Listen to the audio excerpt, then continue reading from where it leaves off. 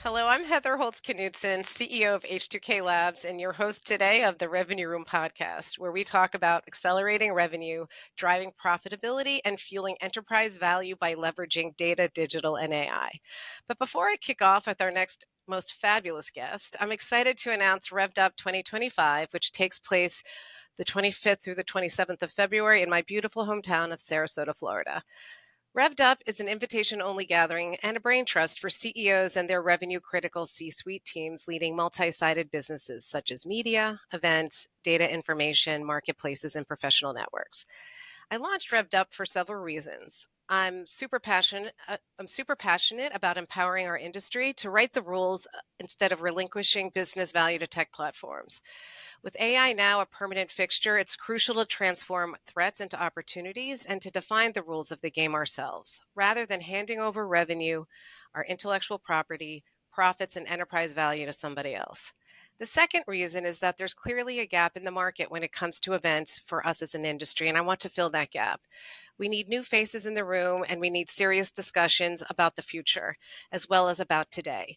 And we need cross-industry, cross-functional convergence. We have an incredible growing list of speakers, including Matt Riley, the CEO of Fusible, Lynn Schlesinger, the CXO of Forbes, Brendan Noon, Head of Media and Entertainment of AWS, Constance Sayers, President of GovExec, Sarah Personette, the CEO of Puck News, and many more. So if you're a CEO or a C-suite leader interested in proving how your business extracts maximum sustainable financial return from your most valuable assets, people and data, RevDub is for you. Visit h2klabs.com/RevDub with two V's to learn more. All right, so now let's start the show.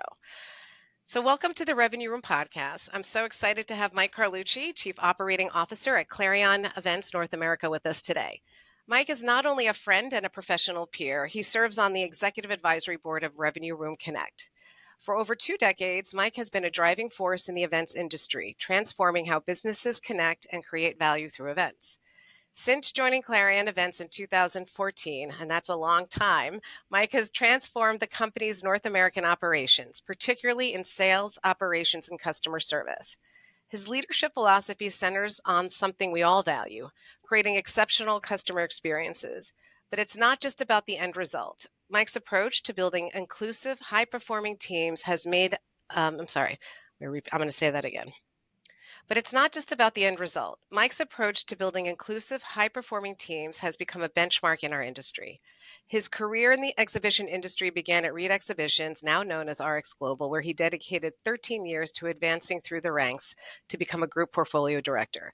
Currently, as the COO of Clarion Events North America, Mike manages a complex ecosystem encompassing sales, operations, and service functions, what I like to call the connected and aligned revenue room. He drives commercial success across a variety of sectors, including gaming, technology, fashion, and security. Mike's influence extends well beyond Clarion, and I'll tell you, when I see Mike in a room, you can always feel his energy. In addition to Revenue Room Connect, he currently serves on several prestigious boards, including the IAEE Board of Directors and the MGM Resorts International Meetings and Events Advisory Board. Welcome, Mike. I'm so happy to have you with us today. Thank you. I love the intro. That was very nice. Well, you're welcome.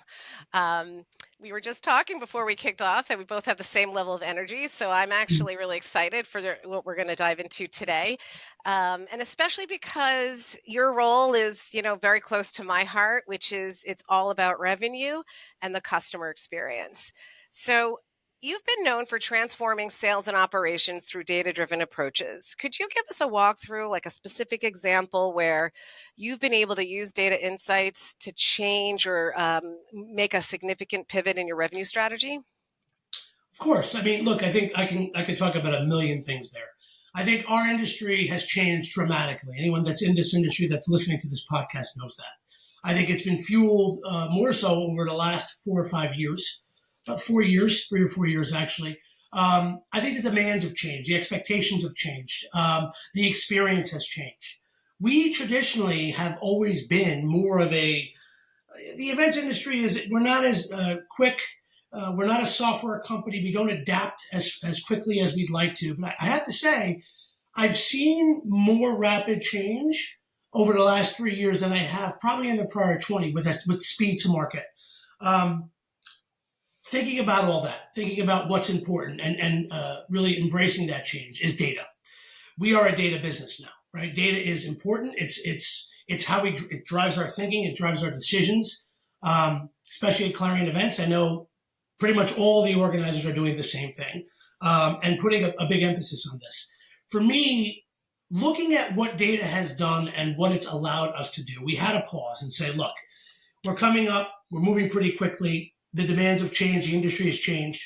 How are we taking this and making it more meaningful to our business? What are we doing to drive more revenue, to drive better results, ROI, experience, NPS, all the buzzwords that we're familiar with as an industry?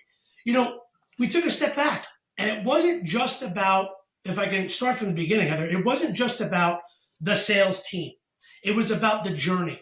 Okay. And for me, that was not just, hey, let's get the sales team together and let's figure this out. It was, let's bring in our partners, anyone that's touching the customer. Really, we took a step back, almost like a forensic dive to the industry or through our brands and said, who's touching the customer? How do we analyze that? How at those touch points do we make this experience and this journey better? How are we using the data effectively? Are we sharing that with our partners who influence our customers? So we took more of a let's bring everyone in the room approach. We started with sharing our strategy, our findings, the data with our partners.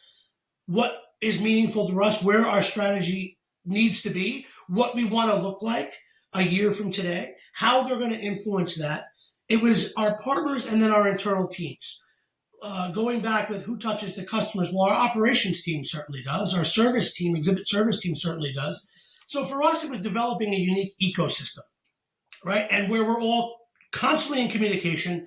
We have a North Star, right? We follow that North Star at every beginning of every meeting. When we're talking about it, that's what's getting us to where we want to be. I will say, too, the other thing is, let's not try to do, and I see we've done it, like everyone's done it, stop doing 100 things. Focus on three. 3 things. If you could pick 3 things that are going to transform this brand or business, and at the end of the year, at the end of your cycle, whether it's a 1-year, 3-year, 5-year strategy, what is that going to look like? That's what drives us. Okay, so it was really about getting the framework and foundation settled first. Because, often events companies, we do work in silos, right? We can't to be effective with this. So we had to start there. With the data, it's treasure trove. It's amazing what we've been able to do. We're looking at, we're as probably the closest we've ever been to our customers. And when I say our customers, I mean both the exhibitors and the delegates or attendees. Yeah. We are really diving in and getting their needs, wants, likes, dislikes, frictions, expectations, experiences. We're able to create a more bespoke experience for all of our individuals, right? We're focusing on what matters, right? And that's the big thing. It's about delivering an experience they want for them, by them, right? That's where it starts. That's where taking the data is, bringing it in. What that does, it allows us also to optimize pricing strategies, right? What is more important? What's most important? Where are we really diving in? Is it meaningful? Let's sense check it all, right? Are we seeing the results that we want?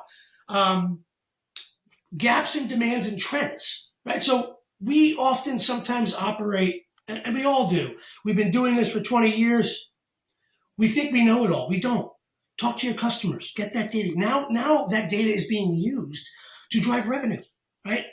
So the gaps. And then where I say tie it all in, where I think this is really the cherry on top, is the operational efficiencies within that data, right? How do we bring our teams together? How are we driving? How are we spending money in a meaningful way that's going to influence that experience and that outcome, right? Are we talking? Are the groups communicating? Are we focusing back? Go back to the North Star, the journey, right? When all groups are performing and aligned and in lockstep, the experience is amazing. Now, I can give you examples. I can give you examples on particular brands where we've rebuilt our connections program, how we're delivering connections, what's important with connections, how are we facilitating that, what are we doing with our partners, stopping and talking to our key exhibitor, our bellwethers, if you will, our strategic accounts. Let's not be so prescriptive. It doesn't have to be, you need a banner over the entrance to the show. Let's talk about what's important to your brand, right? You've said it's brand meaningful. This is what you want to push out at our event. This is what you want the experience to be. Let's build that with you. Let's talk about experiences. Let's talk about activations, right? Let's go down the rabbit hole, if you will. And I think that's where it starts. I think it's taking all that, and we've done that on several shows. Sense check. At the end of the year, when that show is over and you're constantly communicating with your customers, what worked? What didn't? What are you going to do for next year? Don't be afraid to make mistakes. Don't be afraid to take chances. But the biggest thing, Heather, is really, really talking to your customers, right? Because that's what we're doing. We do this for them. And it's really we'll talk a little bit more later, I think, about how we get the teams to execute that way. But for me, that's really taking that data and using it not only to affect our internal outcomes, our partners who touch our customers, and then driving those revenue streams and opportunities with efficiency and effectiveness, right? That's sort of, if that makes sense, that's sort of how we look at it. Well, I have like a ton of questions just from that one response. Sure. So first of all, you said something very interesting about the industry in your entire, and I agree with you, by the way, that the speed at which things have been changing over the last 3 years is unprecedented in our industry. It's Yeah. new. Do you think, I mean, I hate to bring up the dreaded C word, but do you think that COVID kind of helped accelerate this? I mean, it was absolutely desperately needed pre-COVID, but do you think that Black Swan event where you were forced to innovate helped push that along? I would say, and this is a tough one, but I would say not the actual pandemic. I think the result of the pandemic, right? If you look at, there's a ton of research out there right now. We get some from our wonderful partners, but if you look at the average age of the attendee now prior to COVID, if you look at the generational gaps that we're experiencing now, who's coming into power? Millennials. Boomers are aging out. There's not enough Gen Xers, right? How you would communicate to someone who may be a boomer is very different from that of a millennial, right? So I think we were forced to make those decisions. I think it's a byproduct of what COVID did. Look, COVID was awful in a lot of ways for the world and our business. But I think if you're looking at, I'm an optimist. If you look at the positives that have come out of that, if you could, right? I say that from a business perspective. It's forced us to move faster and to engage quicker, and also to try harder. And not only try harder, try new. If you're not coming in every day, if you're doing wash, rinse, and repeat in this industry, you will be irrelevant. You are not keeping up with the times. We have a thing at our organization where, if you fail forward fast, right? I remember it was a CEO when Greg was the CEO at Clarion, it was send you a bottle of champagne, right? We want people pushing the envelope. We still do that to this day. Push the envelope, push hard, try new. You're not going to hit the balls you don't swing at, right? It's okay to fail. Failing is trying. Failing is learning. I think COVID sort of amplified that maybe tenfold to say, look, we got to move faster. If we're going to really look at the data that we're getting and really engage with our customers and audience, we have to change rapidly. And, look, for me, being around for 20 years, I'm honestly fired up about it. I'm trying to quell the energy. I'm energetic. I'm so passionate about it because it's not a Clarion thing. It's an industry thing. It's a world thing. And I see everyone really on the same page for the first time, trying new, going down the rabbit hole, drilling. It's been, if I could say, to answer your question, yes, I think it has. I think it's just a byproduct of what happened or the result of what happened. But, if you're doing it the right way, you are pushing ahead and you are succeeding at this point. Yeah, so I agree with you, but I also agree that it wasn't the only thing. I think the Right. generational issue is huge, and I Right. actually think it's not even millennials. It's like you've got this Gen Z generation coming in, which they are the Fine. Yeah. first Yeah. native, and the way that they consume information and what they demand out of experiences, it's like delight me every second of of the day. Yeah. Um, Why should I be at your show? yeah. Why is your show worthy of my time? And look, to be honest with you, not to age myself here, in the beginning, I struggled with that thought process. But at the end of the day, think about how the world works, right? Like I'm a loyal, I follow specific brands and I'm loyal to specific brands. And I want those brands, when I give them my business, to appreciate the fact that I'm following those brands. So I get it. I think it's just adapting and understanding that we have to make a change, and we have to think to some extent in that regard, right? If we're going to influence, if at the end of the day it's about delivering the best experience, and you don't hold on to gripes or grudges, sort of embrace it is what I guess I'd say, right? Absolutely. And you mentioned price because pricing power or right price, right time, right buyer is becoming more and more important. How can you give an example how you use data to uh, be more agile with pricing? I can talk about this for hours. Okay, So just give I me one will. example. Well, look, if you look at, I'll tell you something that we've done recently. I've kind of went down the rabbit hole and looked at when we're selling, what we're selling. So timing. Look, I could give you 5 examples. I'll stick with timing for now. If you look at most event organizers, I'm not going to speak for all of them, but if you really look at the data, my guess would be that they're doing really well 3 months leading up to a show, the actual month of the show, because they're probably doing a rebook or a rebook, a forward booking, and then that month after where they're sort of cleaning up all the crumbs that have fallen through. Then you go into a little bit of a lull where the cadence and the pace is not quite as meaningful. There's not a lot of urgency, right? So that's one model of looking at, like, that's the data, right? So I'm taking the data and saying, how do we optimize that? If we know we're getting X amount of, if it's going to be 3 months before the show, shouldn't we influence price then? Should we, if I would rather it be steady all the way through so I could be a bit more predictive with forecasting and analytics to say, I'd rather front load a lot of that, right? Focus on months 2, 3, 4, 5, as opposed to 9, 10, 11, 12, or 10, 11, 12. For me, there's an opportunity there with pricing, what you want to do and go in and how you want to do that and change that behavior. So that's data that if you actually use it to your advantage, you can definitely influence price and opportunity as well as margin. So I'll give you that as an example. I think the other thing I would do, if I can cover a million, I'll go with one other. We do a forensic dive into each event that we have, and we go through what was sold, when was it sold, not to get too technical or tactical, margin mechanics. What was the margin? How fast do we take it to market? And then we look through all that data, and we have historical data on all of that. It allows us to adjust margin. It allows us to adjust pricing. It allows us to sort of say what is hot, what is not. What are we selling? What are we not selling? Why are we not selling it? When you're looking at those trends and when you're engaged with your customers, just as another example, there are many levers to pull there to say, look, one of the things that I hear all the time is we look at inflation, what inflation was. We can't just take 8% and say we're going to raise the cost of exhibits on 8% across all our shows. Not practical. You'll price yourself out of the market. You'll open up the door to competitors. There's a whole list of why you should not do that. You're looking at your nominal 3 to 5, trying to get in that zone. Where do you find the rest? Well, the rest is found by using the data, right? In some cases, you may not even need to do those lifts consistently over year by using the data to maximize efficiency within the cycle. Does that make sense? 100%.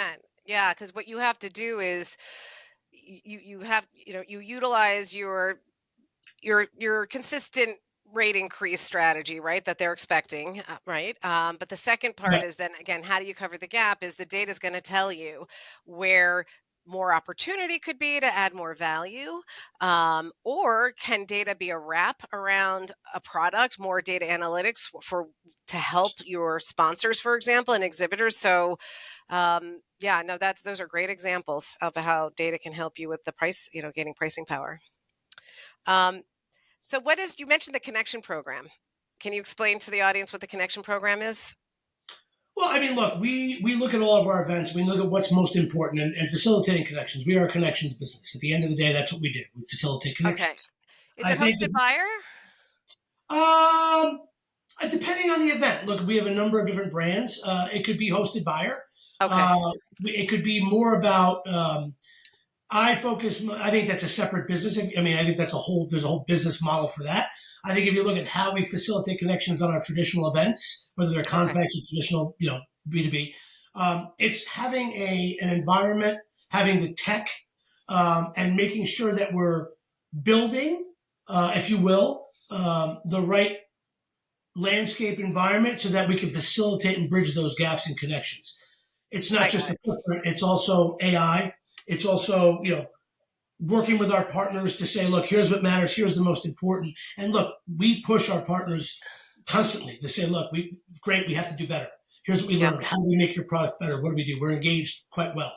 But the connections model to me is why people come to these events, right? So we want to make an environment and using not only just the footprint, but the tech to say, let's amp this up. Let's put this on steroids to say, how do we even further get down that rabbit hole to connect these buyers and these sellers? We use that as a focus for many of our events, whether it's how it's displayed, how it's delivered, what kind of tech. That's sort of what I'm alluding to. The I hosted got it. model thing is a whole different model. We have that as well. That is self-explanatory. That's again, using the tech and doing, you can do all that. I think it's just progressing that. How do you make it better? What do you do to facilitate more?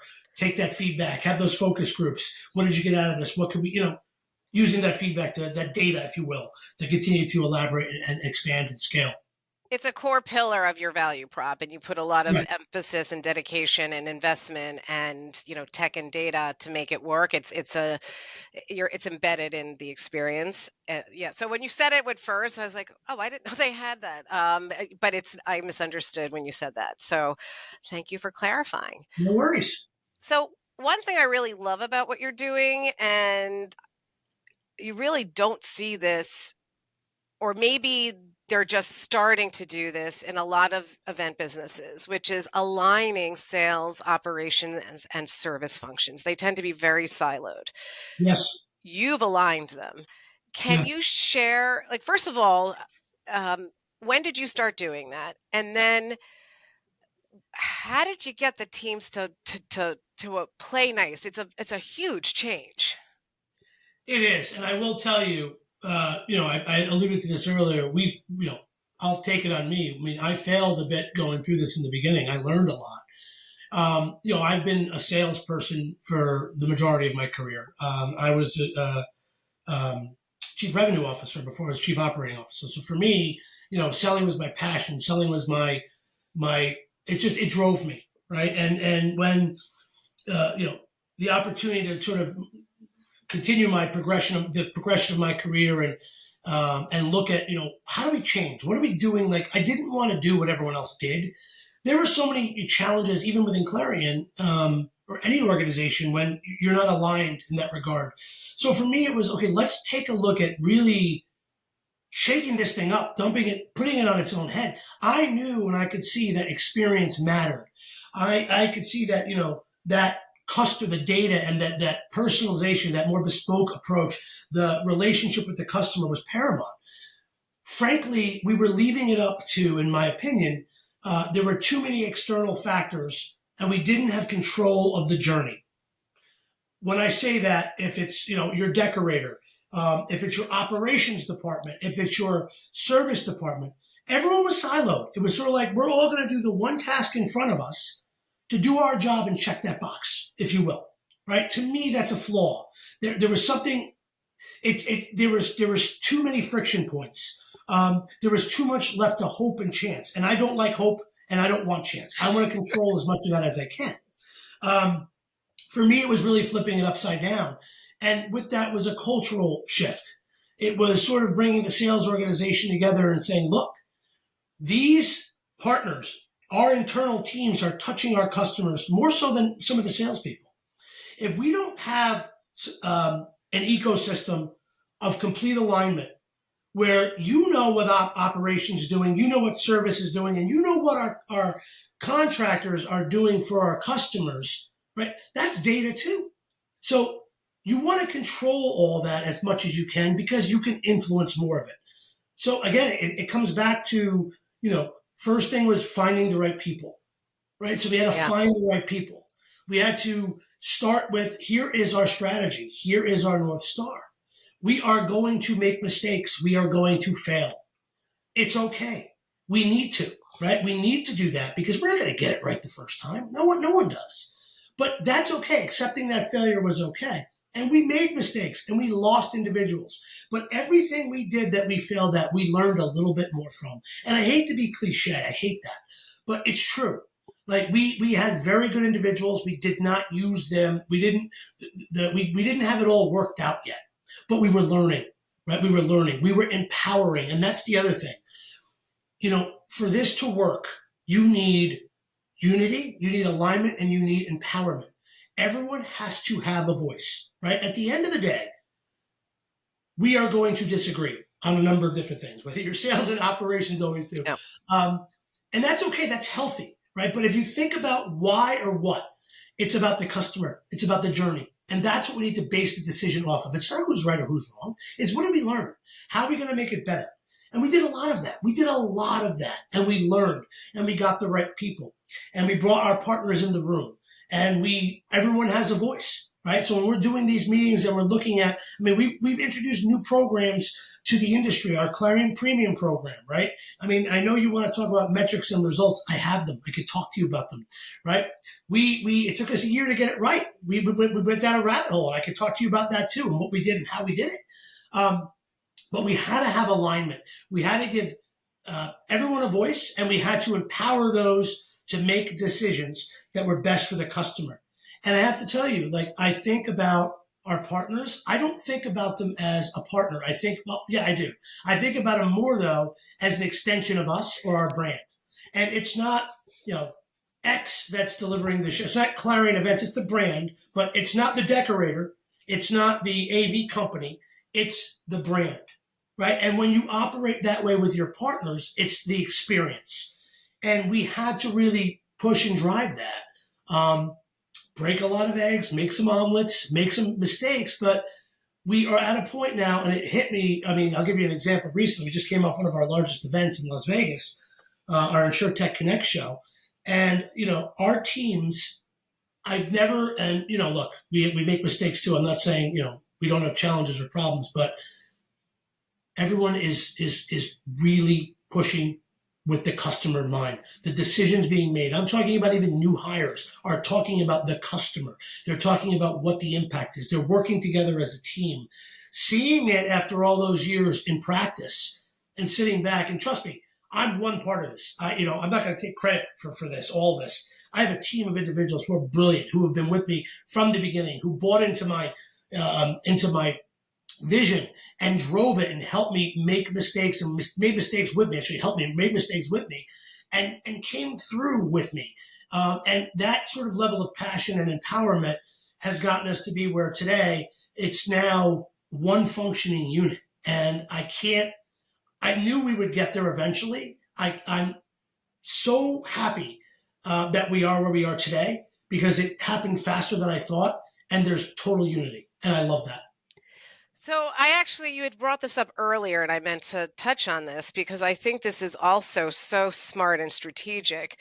I don't think a lot of businesses outside our industry understand how many outside vendors are directly in contact with our customers. Right. Which is it's unheard of in other industries. You want to own the customers, as much as possible, single point of contact. But it's not just internally. You have all of these other partners. So to bring them into to the ecosystem, and that's very challenging. But to be able to do that and arrive to a successful point, I think is really smart and a lesson for a lot of people listening to this podcast in terms of how you view your partners and how do you get them involved. I think one thing I would say on that, is look, we have an expectation, right? As a business, if we're going to get ahead, if we're going to continue to succeed, if we're going to use data and metrics, KPIs, et cetera, NPI, all the things that we all use. I think, with the partners, it's important that this is what we expect in our partnership. If you want to do business with us, this is the level of commitment that we're expecting with a partner as an extension of our brand. And I think when you have those honest conversations and you set the stage in the beginning, right, we share our strategy with our partners. We do. When we're doing our top 3 strategic initiatives across every brand, our partners are in the room, right? They have to be. If we don't know, when they have a strategy on an event, they're sharing it with us.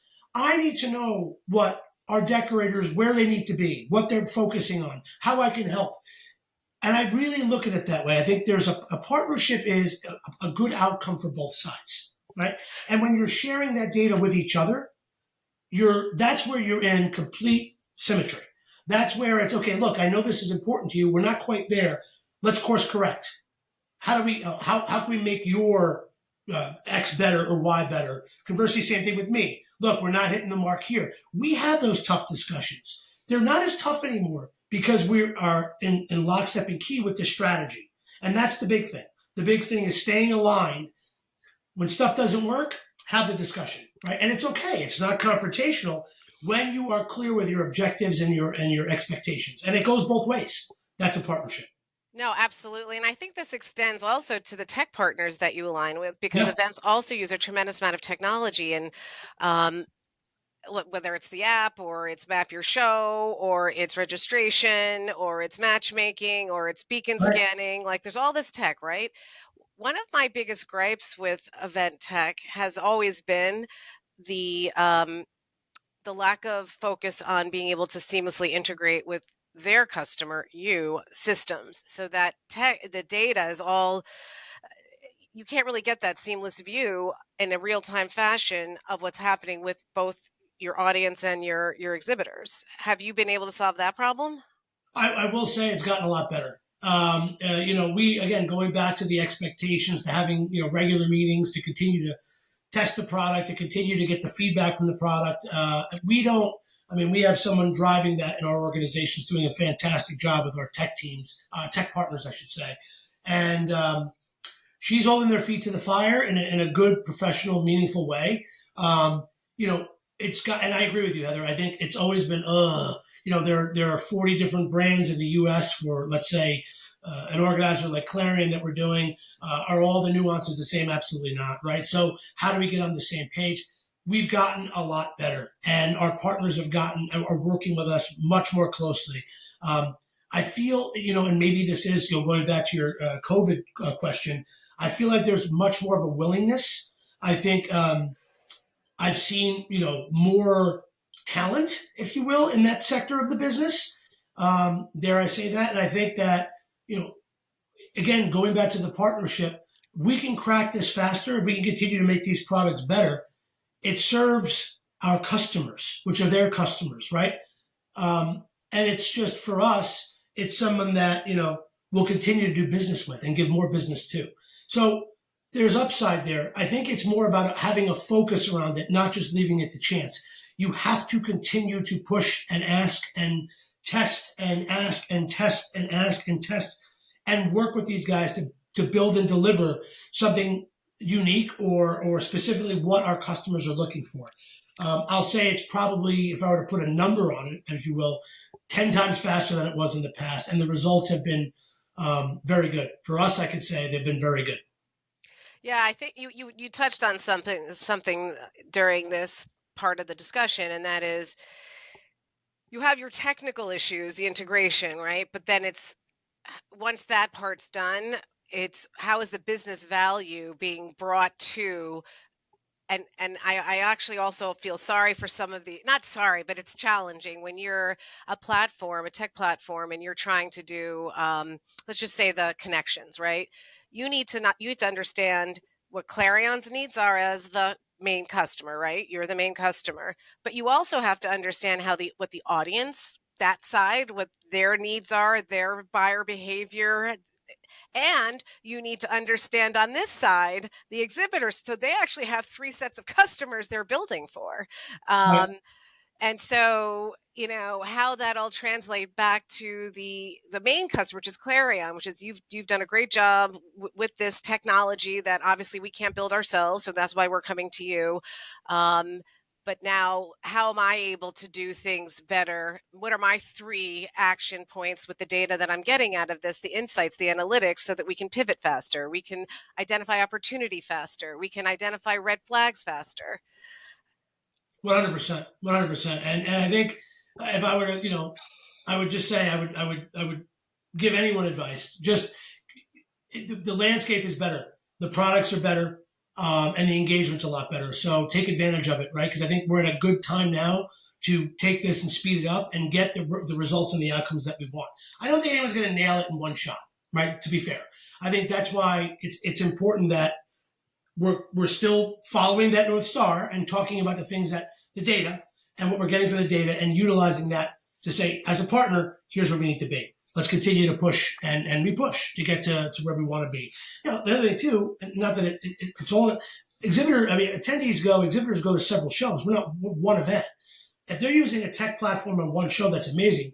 They'll tell another organizer, hey, if you consider, that is an opportunity. So when you talk about we are the customer to the tech platforms, we are, but so is the audience, because when they find something they like, they're telling other. So everyone's got skin in the game. Mm-hmm. Yeah. Well, I want to move the discussion to customer behaviors, right? And we talk a lot about audience, but we don't talk a lot about exhibitors or sponsors of the show in terms of what their changing behaviors are. What have you seen evolve, and in terms of what your customers are asking or demanding you for in order to achieve the results they're hoping to from their investment with you, that's different than it was, let's say, 5 years ago? I think, and I think going back a while and coming about where we are today, I think marketing, I know I saw the podcast you did with Liz Irving, and she said, marketing was the place to be. I don't want to tell her that she's right. But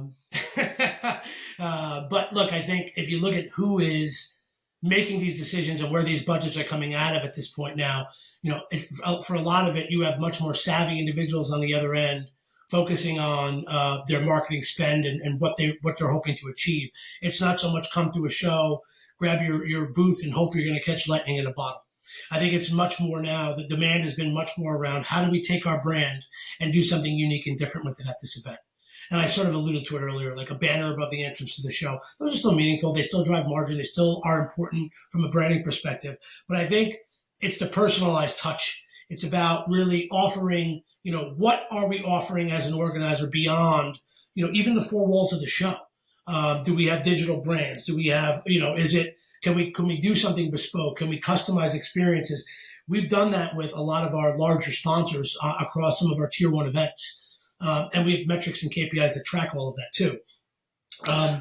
We also put them we have a subset of individuals that we do at Clarion called Clarion Premium. We put them into a program. It's a concierge program, right? So they have, if you will, I'm a Delta guy and I have a line to call. I can get to someone really quick. I get that, that bespoke experience. I feel good. I know I'm valued. We do the same. Where they need an answer right away, they're going to get it right away. They want someone on site, they'll have someone as concierge. When you're building the show plan, again, this is coming back to unity with ops, service partners, as well as sales. When they're doing activations, we have activation calls on some of our bigger brands with all those partners. Again, coming back to delivering the experience we say we're going to deliver, right? Being able to set the expectation and then deliver on it, right? Because delivery is key. You could sell the vision and the dream, but if you don't execute on it, you've done nothing. You've set yourself back. So going back to that, we're much more consultative around how we're approaching these customers on how they're looking and viewing these shows, right? How they can take their brand and shake things up and deliver a more bespoke experience through an activation, through reach beyond the show or the duration of the show. The needs of the exhibitors have changed dramatically, right? And again, you still have your brick and mortar, been around forever shows that operate as such, right? They're a little slower to adapt. Everyone has a few of them. That's fine. They're still very relevant. They're still important. But if you look at where this industry is going, there's a greater emphasis on expectations from the organizer and those that are delivering that experience. For us to keep up with that, we have to be more consultative. We have to use that data. It's about everything we talked about earlier. It's bringing all that together and bringing those groups together to say, look, think about us differently. We can build whatever you want to build. Think about this. We can do, and I can give you examples of it. Like we've done a great job with this program, elevating our top spenders, if you will, across, and influencers, our unicorns. It's not just about the spend. It's about those up and coming. It's about unicorns coming into these shows, right? And how are we investing in them? This is how we're investing in them. Now, I can take a look at what we've done over the last year. And I could say, here's what we've done prior with the same customers. Here's their scores now. Here are the scores over a series of brands on all the KPIs that we deem valuable. And I can tell you everything is up in double digits, including spend.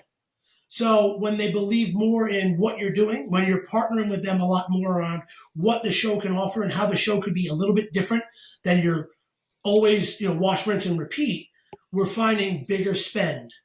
Not only bigger spend, but also revenue streams are different. We're going and tapping into different revenue streams because, wow, I didn't know you could do that. Let me get so-and-so in this department who has this spend specifically for this. And what we've been able to do is tap into those spends and deliver a holistic experience across the whole organization, not just one facet of. So the show is not just viewed as a 3-day or 4-day event. It's viewed as a huge opportunity for all these departments within these organizations to get their needs serviced and fulfilled at these events and beyond the events. Does that make sense? Oh, 100%. And essentially what you've described is you have a key accounts customer success strategy with premium, right? Yeah. Which is you've identified either they already are your top spender or they have huge potential to be. And you're utilizing that customer service aspect and support to identify not only answer and make sure you're creating value for the customer, but through that listening and getting expansion dollars through either they directly from the person you're speaking with because I didn't know you had that, or wait a minute, that sounds really interesting, let me refer you to. Right. That's very much a software play. So and not only that, if you think about going back to the alignment and the strategy and bringing the teams together, right?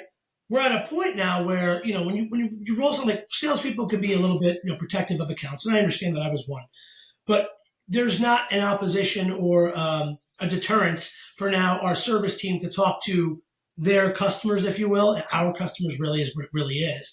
It's almost welcome now. You're in premium, yeah, so and so. Like that's where the alignment really comes to fruition. Because you know why? Because from sales, they're seeing bigger spends, they're seeing more engagement, they're seeing higher NPS, higher likelihood to return. They're moving from mercenaries to loyalists. Right? Like in some cases, right? And what that means is the system is working. Those that are influencing that journey, even with the partners, like, oh, did you talk to so-and-so? At first it was, it's a change. Is this going to work? Now it's, no, please talk to so-and-so. We have something specifically for you. Now it's welcomed. It's almost like, look, we have this. Please take advantage of it. To the point where, dare I say, some have said, look, if you take us out of this program, we're willing to pay for it. So we're not there. I think for us, it's, I'd rather invest in us and develop the outcomes we want through the programs that we have. Let the show speak for itself. Let the alignment and service speak for itself. And I know this is going to be, I dread even saying it out loud. Do we need to monetize it? I think we are inadvertently or not intangibly we are, because the lift is there, right? So if you're seeing it is being monetized. It's just not so in your face monetized. It's through value.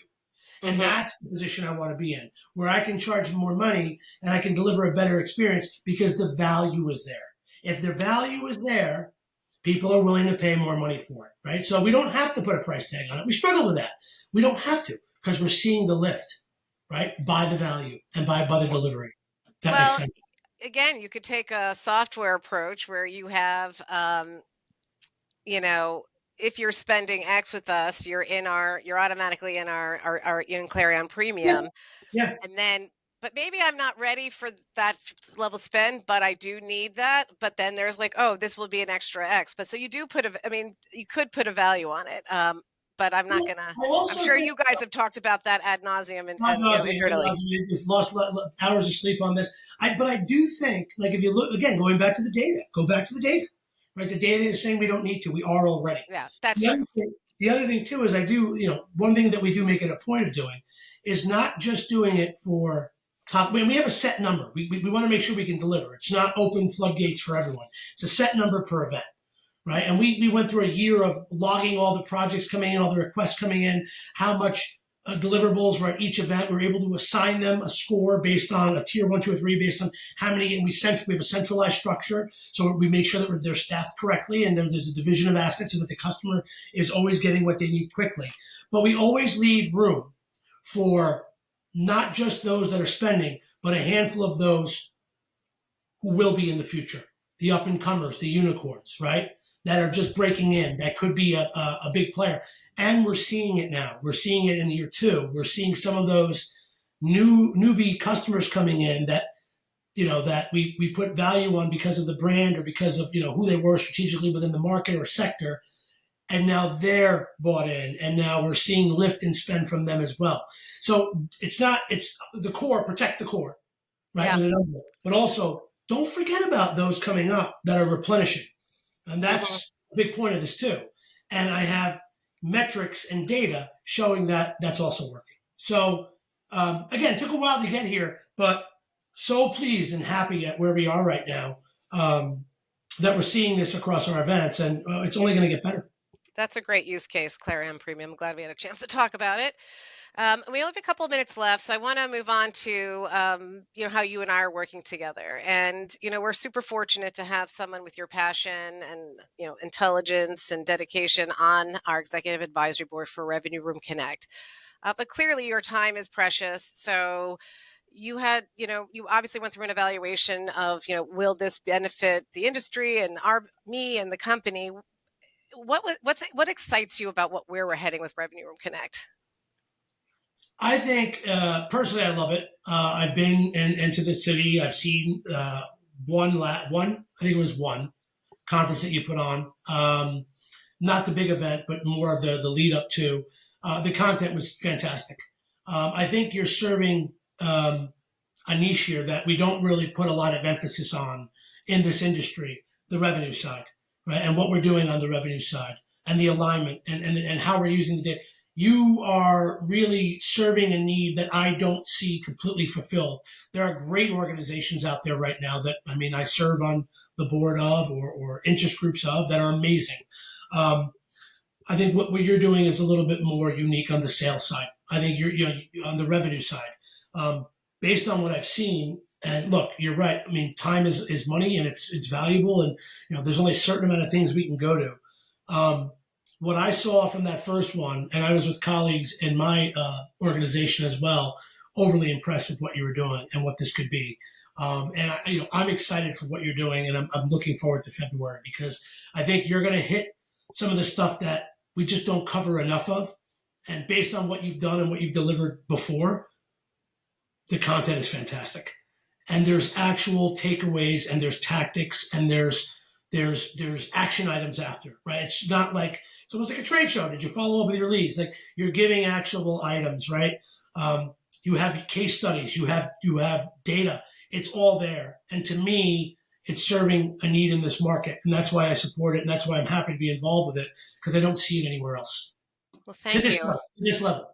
Well, I think, and you mentioned something, and I think this is one thing we're really trying to achieve, not just with the professional network, which is Revenue Room Connect, and the executive education that we're building there, but with RevDub in particular. One of the things I always like to say is it's for, it's CEOs and their revenue critical teams. And because that alignment is so important with the pace of change. And I remember you and I talked after Lunch Lab, and you were like, I could have had all these other people there based on everything you were talking about. So for RevDub, February 25th through the 27th, it really is for the team. Yeah. Look, like you said, I wish if I had known going in, I knew it would be valuable. When we talked about this, I think everyone in this business needs to hear what's going on, needs to see what's happening. And again, I pushed a little bit on, I'd like to bring my enablement person, right? I know it's more high level in February, but I think you have other platforms for that throughout the year. And I think it's the awareness, right, of what you're doing and how you're doing it. look, we compete with I have a lot of competitors in this industry. We're all friendly, right? I would say honestly, this isn't a plug. I have no interest. To me, it's just if I see something valuable, I will endorse it. And from what I saw initially, it was valuable, and I endorse it. So I hope to see my friendly competitors there. I think there is a lot that could be learned, and I think there's a lot of good takeaways. I want to succeed as a company with Clarion, but I also want this industry to succeed, right? And I think that's Yeah. important. So that's my view on it.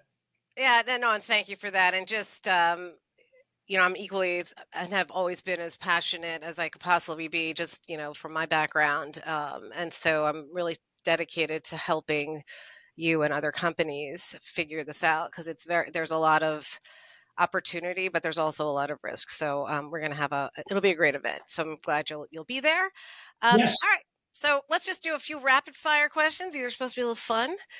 So tea or coffee? 100% without a doubt, coffee. I don't think Neither. I haven't had anyone say tea.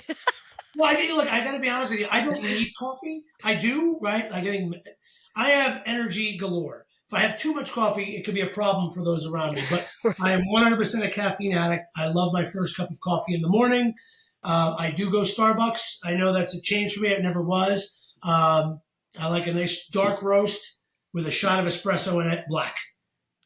I think they used to call that the red eye. Red eye. Yeah. Red eye. Well, for Red me, eye. it's the all dayer. All day. Sweet or savory? 100% savory. I'm not a sweets person. Pass on dessert, but if you put something savory in front of me, it's a challenge to hold back. It's what my sister's husband is Parisian, so they go there in the summer. I visit, and they take me to this creperie.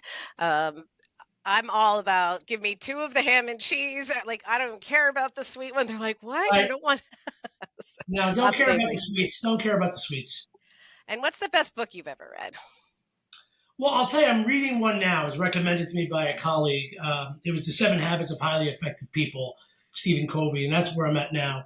I'm just starting. I think it's great. From what I've seen so far and read so far, it really covers a lot of what we talked about today. It covers a lot of when I look at what I can do to get better. I'm a sponge. I want to continue to learn. I want to continue to look at things differently. I want to continue to challenge myself. And for me, that's where I'm at right now. So I can to be continued when I'm finished. It's a great book. It's a great book. And he's got a few after it too, I believe. So with that, this has been a great conversation, Mike, and I'm really thankful for that you shared your time with us. So with that, we'll say goodbye. And everyone who's listening still, go to h2klabs.com/revdub if you want to learn more about the event, or email me at heather@h2klabs.com. And actually, before I close out, Mike, if anyone wants to get in touch with you, how should they do that? Carrier pigeon. No, Mike.Carlucci at ClarionEvents.com. I'm also on LinkedIn, Facebook. And I see Facebook. My kids are telling me that Facebook is for an older crowd, Dad. Oh gosh, it's for old farts. They don't go on it anymore. I know. But for me, I'm still maybe I need to make a change. I don't know. Okay. But I'm on all the platforms. You can find me on every platform. Happy to, if anyone wants to, connect after, happy to take an email or a phone call, no problem. Perfect. Thanks so much. Thanks, everybody.